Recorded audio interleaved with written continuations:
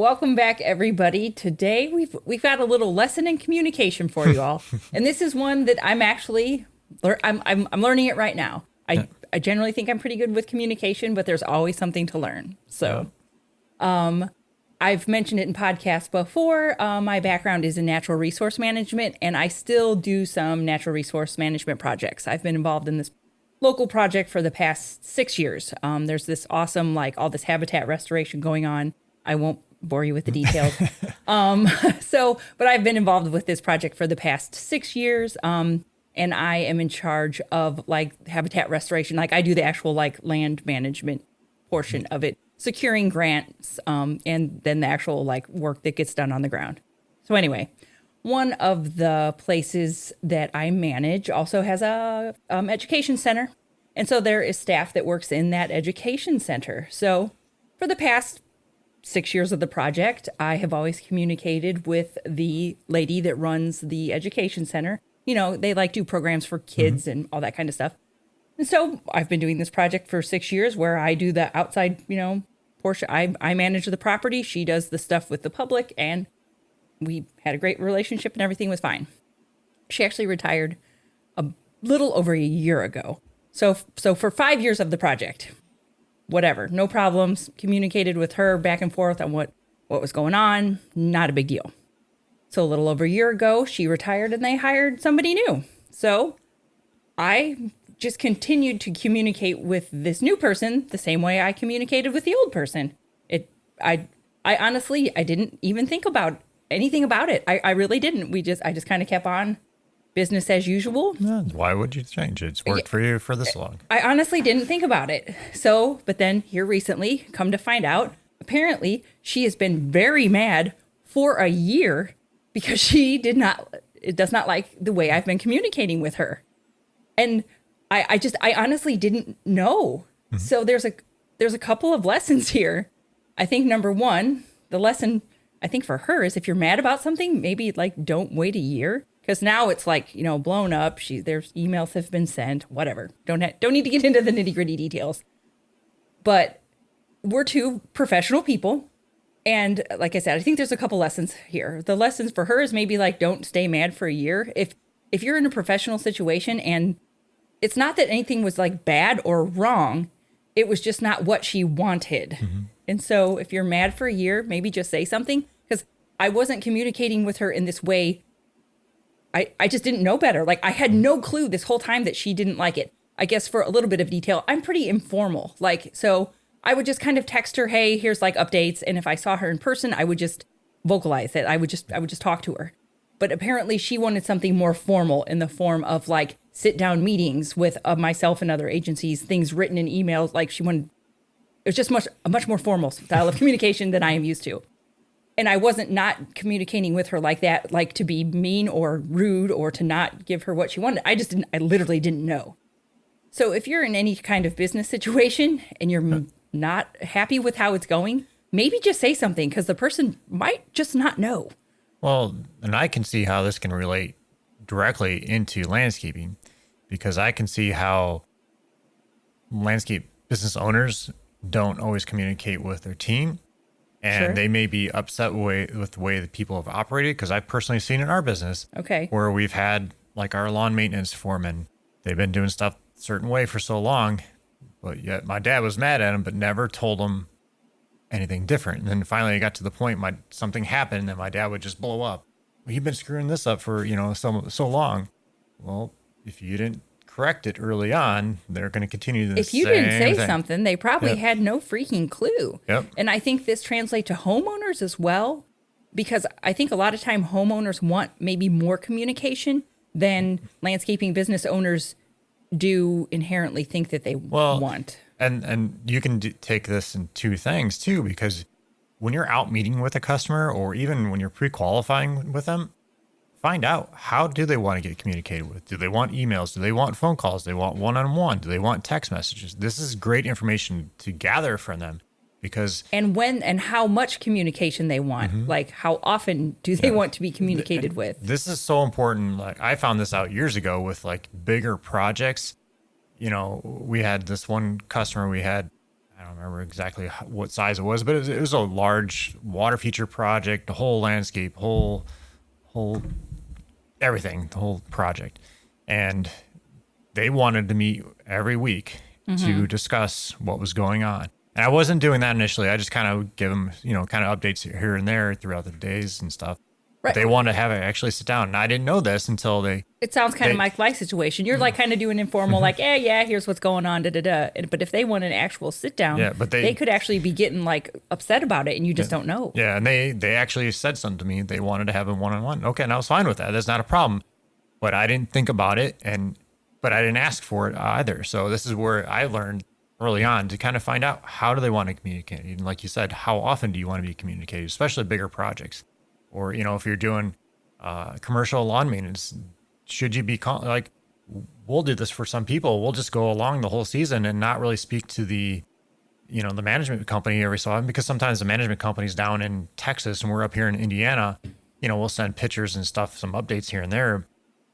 But perhaps they want to be communicated with, and, having some kind of program that sends them pictures or, whatever, it could be very useful. So, yeah, well, and to take my part of responsibility for it, I guess, like in hindsight, when there was a change in personnel, maybe I should have approached her and asked how she wanted to be communicated with and how often. I honestly didn't think to ask her that. And so, like, lesson learned going forward, if there is kind of a change in command like that, I'll ask the person, like, okay, here's how traditionally things have been run. Does this work for you? Is this okay? Okay, if not, how would you like to proceed? Because once again, had she just like mentioned it, we could have changed it a year ago. Like I mean, I guess I shouldn't feel bad. It's not my fault that she held on to it a year, but I feel kind of bad that she was mad for a year when this is something that's easy to rectify. So, so kind of for my part in it is I will definitely for sure in the future ask. So this can kind of come back to commercial properties as well too. Cause like we have a lot of commercial maintenance that we've had for like years and years and years and years and years. And we don't have to communicate with them a whole lot because we've been with them for years. But say that ever switched hands, got bought out by a different company or whatever, they might not like that because we don't have that long-standing history with them. So maybe they would want something more. I'm just kind of trying to think of an example. Yeah. Well, we also worked, did work early on with a lot of contractors, home builders, and they had a project manager that would kind of oversee us to make sure we're doing their part. And the one gentleman passed away. They brought somebody else in over, whatever, a few months or whatever it was. And kind of similar, we communicated a certain way with this person, just, send them texts or whatever. But that's not how the other guy wanted to communicate. He wanted to be email. Yeah. And once again, like there's no right or wrong. No. It's just people like things differently. Yep. So it's just important to find out and think about this because you don't honestly always think about it. You're busy doing whatever you're doing, selling and, handling everything else in business. So again, this goes back to having this kind of procedure. If somebody changes, you find out they change management firms. Okay. How do we want to communicate from here on forward? Or, how you want to handle this stuff? And it's just something, again, we don't think about it. We have to take action on it. Yeah, absolutely. Yeah. Like I said, this was like, it's all completely innocent. This was just something I didn't think about. But if you've listened for the podcast a while too, I always like to refer back to my older sister when I think of like homeowners, because she's like everybody's like ideal homeowner. She's like middle-aged and has lots of money and always wants to spend it on things. But she's a homeowner that expects a certain amount of communication. And when she has projects at her home, 10 out of 10 times she doesn't get it from the contractors. And so I'm always having to like talk her off the ledge. I'm like, it's fine. They're not ghosting you. They didn't just take your money and run. I'm like, this is just a little bit of contractor communication. This is just how they do it. And so, so maybe like this is our little like PSA to the contracting world, especially the landscaping world.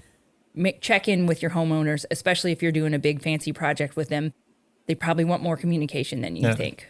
Well, and it goes, you can go pretty deep with this. Like you finish off just kind of a one-off project, check in with them, a month from now, 2 months from now, 3 months from now, whatever it is, check in with them. Just say, hey, how things are going? How are you enjoying the patio? How the plants? It's simple and easy. And if you form that relationship, then you can sell them more stuff. Yep. But I guess we're getting off onto another tangent, but communication is part of it. Yeah. Communication. And it goes for everything. Like you said, from employees to customers, to even your personal life, to your spouse.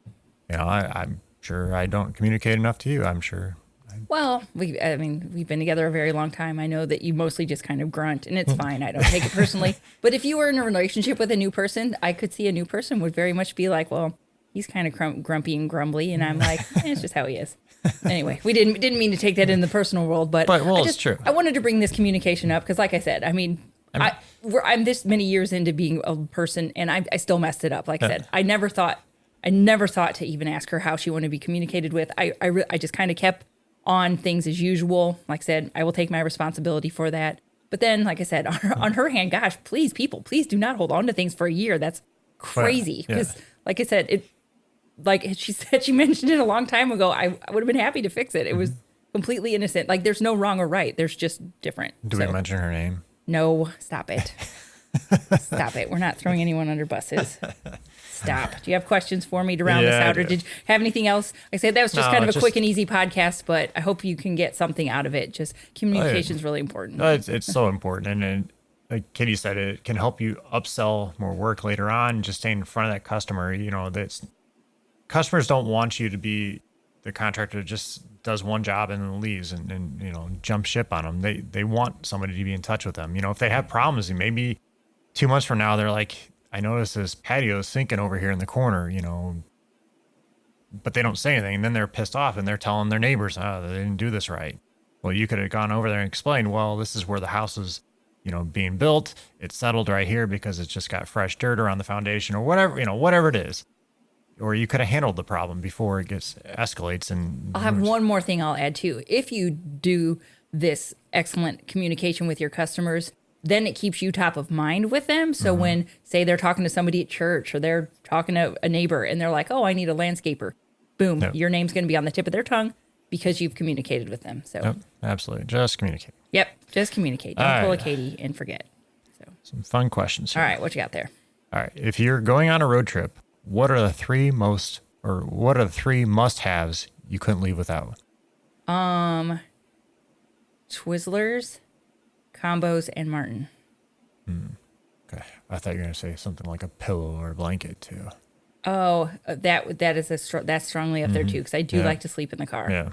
So maybe if I had to, you're right. It might have to just be like combos, a pillow, and the dog. All right. If money wasn't an issue, what would you do with your time? Maybe be a professional dog walker because I just really want to play with my dog and other people's dogs all the time. I can see that. Yep. And last one, what's your perfect day from the moment you wake up until you head to bed at night? A perfect day probably just be hanging out with you and the boys. We live near Indiana Dunes National Park, so get up, grab the dog, grab you and the boys, go hike at the dunes for a day. I actually like to hike at the dunes this time of year. The beach is fine in the summer, but I actually very much enjoy the beach in November, this little cooler time of year. So hike up along Lake Michigan for a little bit on a nice sunny day. Yep. Yeah, come home, nice. Watch a movie with the dog, and call it a day. You know, it's the theme here, the dog. I really like the dog to be everywhere. So. All right, guys. I said you and the kids too. Jeez. All right. If you guys found any value in this, please let us know by leaving us a review on iTunes. We really, really appreciate it. Get our, I don't know if rankings is the right word, but the more reviews and the better stars we have, the more we can get pushed out there for more landscapers to find us. Well, our thing is we don't want any broke landscapers. So our no broke landscapers is our motto. And the more people we get out to help them out, the better it is. So absolutely. And then don't forget to check out the $1 Million Academy if you're looking to. If you're a landscaper who's kind of anywhere in between that, like just starting out, like maybe even just going side hustle to full time, anywhere up to about $1 million in revenue, we've got courses and community and the support that you need over in our $1 Million Academy. You can go check that out at $1milliondollarlandscaper.com/academy. Yep. All right, guys. Well, I hope you have a great day. We'll talk to you soon. Thanks.